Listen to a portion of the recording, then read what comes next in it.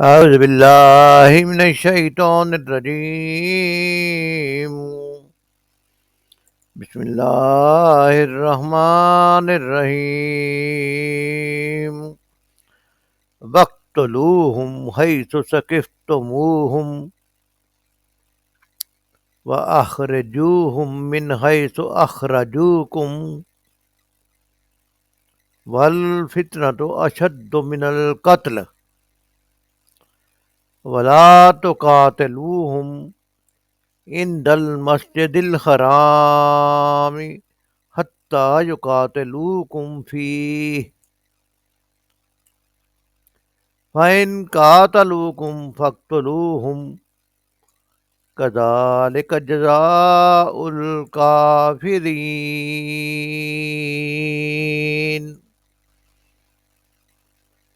صدق اللہ العظیم. آج کی اس آیت مبارکہ میں جو موضوع بیان کیا گیا ہے اس کے متعلق ہم یہ پڑھیں گے کہ کیا قتل برا ہے یا فتنہ، اور کافروں سے لڑنے کے لیے اللہ تعالیٰ نے مسلمانوں سے کیا رہنمائی فرمائی ہے، اور اگر کوئی ایسا موقع آ جائے کہ مسلمانوں کو ایک ایسے موقع پہ پھنسا دیا جائے جہاں میں ان کے شاعر اسلامی یا ان کو منع کیا گیا ہے لڑنے سے، تو ایسی جگہ پر اگر کوئی کافر آپ پہ حملہ کر دیں تو آپ اس کا کیا کریں گے؟ لفظی ترجمہ اس آیت کا یہ ہے وَاقْتُلُوهُمْ، اور مارو ان کو، حیثو، جہاں بھی، ثقفتموہم، تم انہیں پاؤ. وَاقْتُلُوهُمْ حیثو ثقفتموہم، یہ حکم کب دیا جا رہا ہے؟ جب مسلمانوں کی ایک طاقت مجتمع ہو گئی اور مسلمانوں کی ایک ریاست بن گئی، تو اب اس ریاست کو حکم دیا جا رہا ہے کہ اب وہ موقع آ گیا ہے کہ اگر کفار تمہیں تنگ کریں، تو اس سے پچھلی آیت میں بتایا گیا تھا کہ لڑائی کی، کافروں کے ساتھ لڑائی کی اجازت دی گئی تھی. جیسے کہ اس سے پچھلی آیت میں ہم نے یہ بھی پڑھا تھا کہ جب تک مسلمان مکہ کے اندر مغلوب تھے تو ان کو لڑائی کی اجازت نہیں، صرف تبلیغ کی اجازت تھی. لیکن جب مدینہ شریف میں اپنی ریاست اللہ تعالیٰ نے دے دی تو پھر انہیں حکم دیا گیا کہ آپ لڑائی کا جواب لڑائی سے دے سکتے ہو.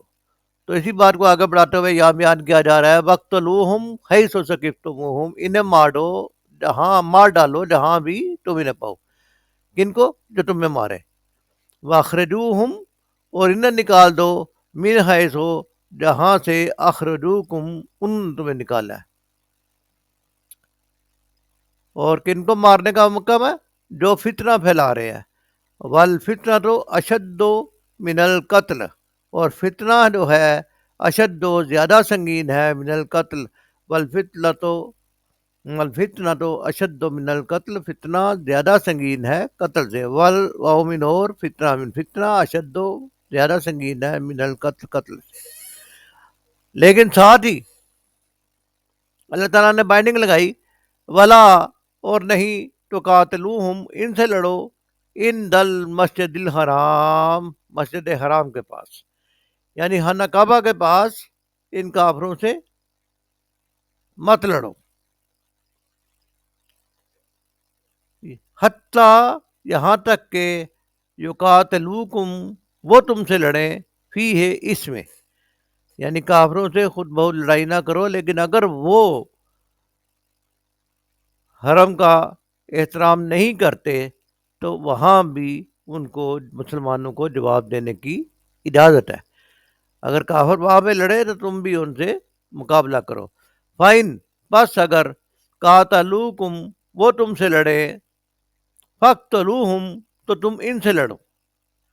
کذالک، اسی طرح، جزاء،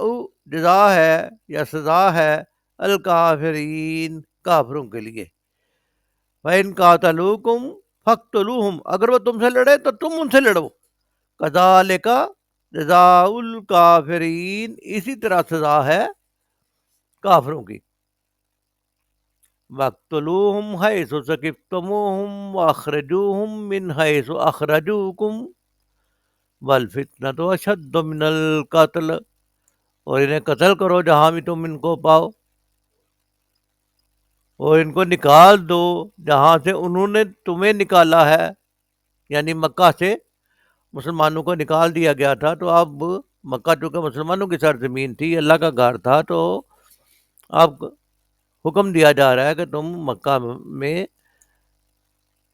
لڑائی کرو، لڑائی کے لیے جاؤ اور ان کو وہاں سے نکال دو۔ اور فتح مکہ کے موقع پر یہ حکم عام کر دیا گیا کہ اب کافروں کو مہلت ہے، اتنی دیر کے اندر اندر وہ یہاں سے نکل جائیں، ورنہ پھر قتل کے لیے تیار ہو جائیں۔ وَلَا تُقَاتِلُوهُمْ عِنْدَ الْمَسْجِدِ الْحَرَامِ حَتَّى يُقَاتِلُوكُمْ، حتیٰ یہ کہ یہاں تک کہ وہ خود تم سے جنگ کرے، مت جنگ کرو ان سے مسجد حرام کے قریب یہاں تک کہ وہ خود تم سے جنگ کرے۔ فَإِنْ قَاتَلُوكُمْ، پھر اگر وہ تم سے جنگ کریں، فَاقْتُلُوهُمْ، تو تم قتل کرو تم انہیں مارو۔ كَذَلِكَ جَزَاءُ الْكَافِرِينَ، یہی سزا ہے کافروں کی، یعنی یا وہ قتل کر دیے جائیں گے یا ان کو وہاں سے مسجد حرام کے علاقوں سے نکال دیا جائے گا۔ سورۃ البقرہ کی آیت نمبر 191 کا لفظی ترجمہ پڑھا گیا ہے۔ مفہوم اس آیت کا یہ ہے کہ ان سے لڑو جہاں بھی تمہارا ان سے مقابلہ پیش آئے، اور انہیں نکالو جہاں سے انہوں نے تم کو نکالا، یعنی مکہ سے، اس لیے کہ قتل اگرچہ برا ہے مگر فتنہ اس سے زیادہ برا ہے۔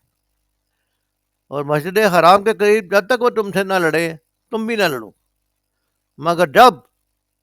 وہ وہاں لڑنے سے نہ چوکیں تو تم بھی بے تکلف انہیں مارو، یعنی اجازت دی جا رہی ہے، ایسے کافروں کی یہی سزا ہے۔ مفتی اصغر علی ربانی صاحب اس آیت کی تفسیر میں لکھتے ہیں کہ یہ ایک مسلمانوں کی دفاعی الجھن کا حل پیش کیا گیا ہے، کیونکہ مکہ میں لڑائی جو ہے وہ بند تھی، مکہ دارالامن تھا، اور بلکہ کچھ حرام مہینے حج کے دنوں میں تو بالکل وہاں بھی لڑائی بند تھی، ذی القعدہ میں، ذی الحجہ میں، محرم میں، اور جب یہ امن کے مہینے ہوتے تھے یہ والے تو ان میں کوئی لڑائی نہیں ہوتی تھی، تمام عرب میں لڑائیاں موقوف ہو جاتی تھی، اور حج کا مسافر حج کے لیے آتے جاتے تھے، قافلے آتے جاتے تھے، تجارت ہوتی تھی، اور ان مہینوں میں کوئی کسی کو ٹچ نہیں کرتا تھا، اب لوگ بے فکر ہو گئے، اب عمرہ کے کثرت سے آتے۔ لیکن جب مسلمان عمرہ کرنے کے لیے مکہ شریف میں گئے 6 ہجری میں، تو کافروں نے روکا اور وہ تیار ہو گئے مسلمانوں سے لڑنے کے لیے، تو پھر مسلمانوں کو صلح کرنی پڑی، اور صلح اس بات پر ہوئی کہ اس سال تو واپس چلے جائے، یعنی ساری دنیا آگے عمرہ کر رہی تھی لیکن مسلمانوں کو عمرہ کرنے سے روک دیا گیا تھا، اور یہ کہا گیا کافروں نے کہ اگلے برس آ کر عمرہ کرے اور 3 روز مکہ میں رہے۔ جب دوسرے برس یعنی 7 ہجری میں ذی القعدہ کے مہینے میں آپ صلی اللہ علیہ وسلم نے مکہ کا ارادہ فرمایا، تو بعض صحابہ کو یہ اندیشہ ہوا کہ اگر اب کی بار بھی اہل مکہ وعدہ خلافی کرنے لگے اور لڑنے بڑنے کو تیار ہو گئے تو ہم کیا کریں گے؟ اس دفاعی الجھن کا حل یہ دیا گیا کہ اگرچہ وہ شہر حرام ہے، اگرچہ وہ مکہ امن کی جگہ ہے، لیکن اگر وہ لڑتے ہیں، اس آیت کی خلاف ورزی کرتے ہیں، تم بھی میں تعامل ان سے لڑو، تمہیں بھی اجازت دی جا رہی ہے کہ وہاں پر ان کو جواب دو، کیونکہ امن کے مہینوں میں ان کو تمہیں عمرے سے نہیں روکنا چاہیے تھا، انہوں نے روکا اور پھر انہوں نے وہاں سے نکالا، تو اس کا جواب دیا کہ اب جہاں سے انہوں نے تمہیں نکالا ہے تم بھی اب ان کو نکالو۔ ظلم کی ابتدا انہوں نے کی، اب مسلمانوں کو صرف ان کو جواب دینے کا اجازت دی جا رہی ہے۔ لیکن جب مکہ فتح ہوا تو آپ صلی اللہ علیہ وسلم نے یہی فرما دیا کہ جو لڑائی کرے، جو ہتھیار سامنے کرے، صرف اسی کو مارو، اور باقی سب کو امن دے دیا۔ تو یہ نبی صلی اللہ علیہ وسلم نے سب کو معاف فرما دیا سوائے اس کے جو لڑائی کے لیے باہر نکلے، صرف اس سے لڑائی ہوئی تھی، ورنہ حرم میں بھی لڑائی مسلمانوں نے اس موقع پہ نہیں کی۔ سید ابوالعلا مودودی اپنی تفسیر میں فتنہ کا مطلب بیان کرتے ہیں کہ کسی گروہ یا شخص کو ظلم کا نشانہ بنانا، کہ وہ حق قبول کر لیا ہے اس نے، جیسے مسلمانوں کو اوپر حق قبول کرنے کی وجہ سے ظلم کا نشانہ بنایا گیا تھا، تو لوگوں کو حق قبول کرنے سے روکنا اور فتنہ و فساد پھیلانا، حق کے قانون کی، مسلمان اللہ کے دیے ہوئے قانون کی پیروی نہ کرنا، یہ بہت بڑا اور بہت برا فعل ہے۔ انسانی خون بہانا بھی برا فعل ہے، لیکن فتنہ، انسانی گروہ حق کو پھیلنے سے روکنا، یہ ایک اور اس سے بھی برا فعل ہے۔ جو لوگوں کو قبول حق سے بجبر روکے، جبر کرے اور اصلاح و تغیر کی جائز اور معقول کوششوں کا مقابلہ دلائل سے کرنے کے بجائے حیوانی طاقت سے کرنے لگے، تو وہ قتل کی بنسبت زیادہ سخت برائی کا ارتکاب کرتا ہے، اور ایسے گروہ کو بازور مقابلہ کر لینا چاہیے، ایسے گروہ کو طاقت کے مقابلے میں طاقت استعمال کر لینی چاہیے، اور ہر فتنہ گر کو رستے سے، فتنہ پیدا کرنے سے روکنے کی مسلمانوں کو حکم دیا گیا ہے، اور اس کے لیے طاقت کا استعمال بھی بتایا جا رہا ہے کہ یہ جائز ہے۔ اللہ تعالیٰ سے دعا ہے کہ اللہ تعالیٰ میں دین کو صحیح سمجھنے اور دین پہ صحیح عمل کرنے کی توفیق عطا فرمائے، اور ہمیں بتایا گیا ہے کہ فتنہ جو ہے اللہ کی نافرمانی، حق کو روکنا، یہ قتل سے بھی برا کام ہے، اس لیے جو فتنہ گر ہوتے ہیں ان کو روکنا مسلمانوں کا فرض بنتا ہے۔ اور کافر اگر تم سے لڑیں تو جہاں بھی ہے ہو، تم ان کو پیٹھ نہ پھیرو، تم ان سے مت بھاگو، اگر وہ تم سے جنگ کرے تو تم بھی ان سے جنگ کرو۔ اللہ تعالیٰ نے ہمیں دین بڑا کھلا ہدایات کے ساتھ بیان فرما دیا گیا ہے، اب ہمارا کام ہے کہ ہم دین کو سمجھیں اور دین کی روح کے مطابق خود بھی عمل کریں، اور چونکہ یہ امت آخری امت ہے، اس امت کا کام حق کو پھیلانا ہے، تو حق کا پھیلانے کی کوششوں میں بھی مسلمان جو ہے وہ امن، صلح اور جنگ، تمام موقعوں پر حق کو پھیلانے کی کوشش کریں۔ ذاتی اغراض کے لیے کوئی لڑائی جھگڑا نہیں، اللہ کے دین کو پھیلانے کے لیے اللہ کے حکم کے مطابق اجازت ہے، جہاں تک اللہ تعالیٰ نے حکم دیا ہے۔ اللہ تعالیٰ میں بہتر عمل کی توفیق عطا فرمائے۔ وما علینا الا البلاغ۔